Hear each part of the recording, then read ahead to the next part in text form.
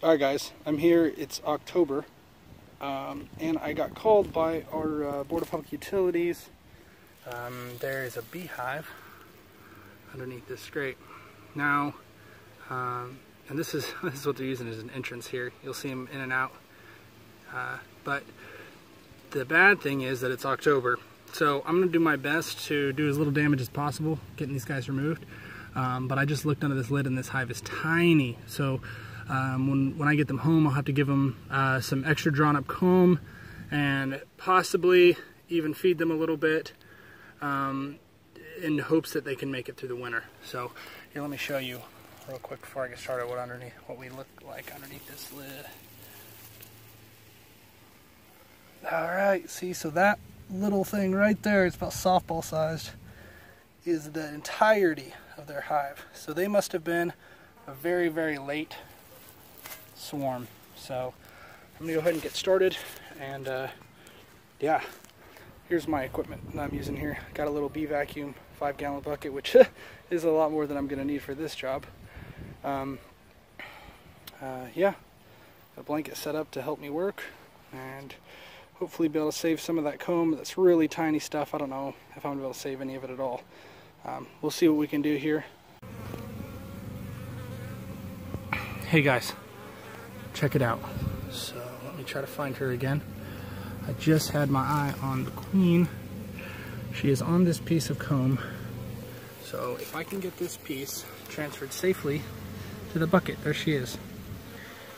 Middle of the frame there. She's got another bee on her back. See how she's got a long abdomen? If that other bee will move out of the way here.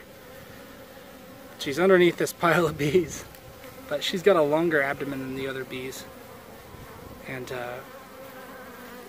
her coloration is different. Her stripes aren't as pronounced. Let's see if I can find her again. There she is, right there. Right there. Oh, right there. That's her right there. So I'm going to get her into this bucket, and that'll be awesome.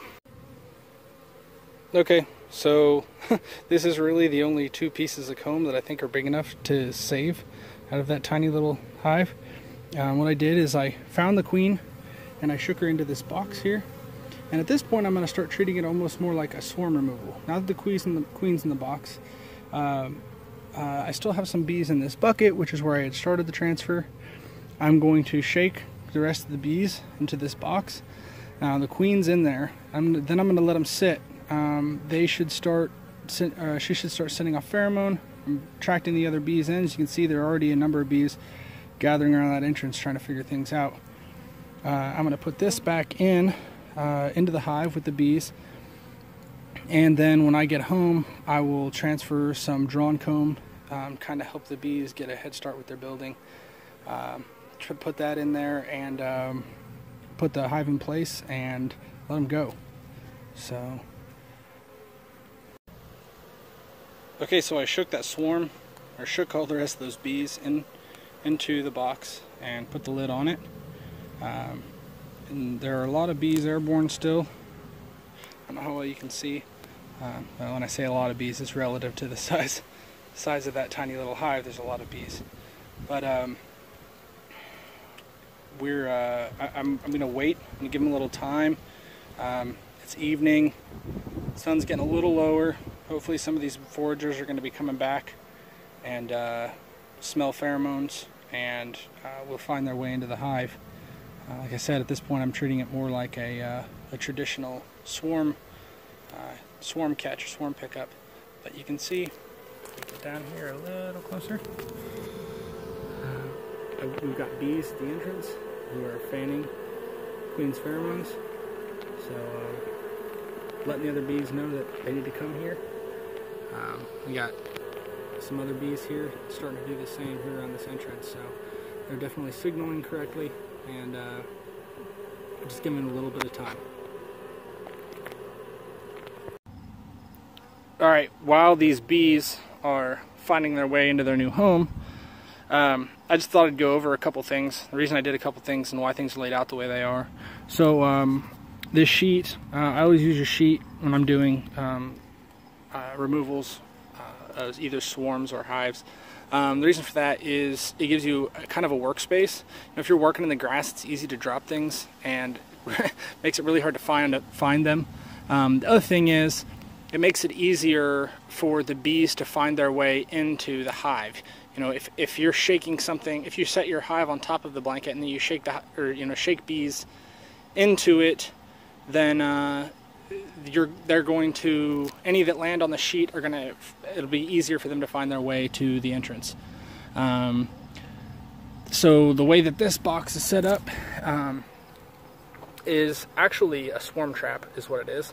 But as you can see, what I'll do is I'll tighten that lid down with a strap, and then that will leave this as the only way in and out, and then all I have to do is turn that little door, and then at that point there is no way out for the bees that are in there. And then that'll allow me to transport the box, and then as soon as I get where I'm going, I will open it all back up. So that's the way things are set up for this transport. Makes things pretty slick and easy. So as you can see, we got a lot of foragers coming back, trying to figure out where they need to go, and they can smell the queen's pheromones, so that they're already figuring out that where they were is no longer their hive. And I set that, you know, pretty close to where they were, so hopefully they'll be able to find via the queen's pheromones where they need to go. Alright, so I've got pretty much all my stuff picked up. What I've done is I have plugged a hole to the grate that they were living under, and I've set the hive, the new hive, right on top of that grate. So basically trying to make it as easy as possible for those foragers that are out still to be able to find their way back in. I'm actually going to leave them like this until sundown.